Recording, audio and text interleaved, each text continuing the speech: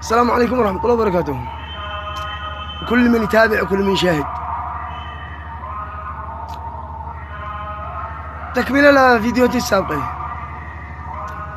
أشرح شرح مبسط يعني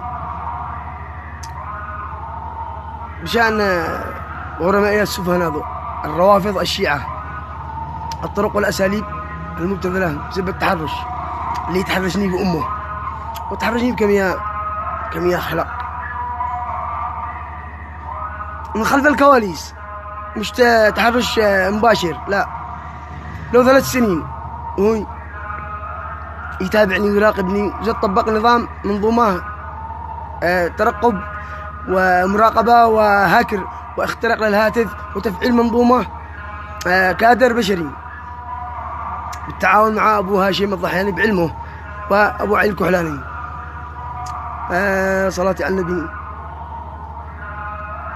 ولا يريد المواجهة والامتثال لشرع الله وكتاب الله.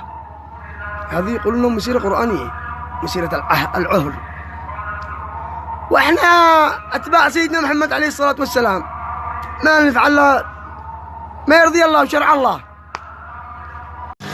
اليوم حصل بينا، بكره سيحصل بواحد منكم. الضروري التفاعل والتعليق والاهتمام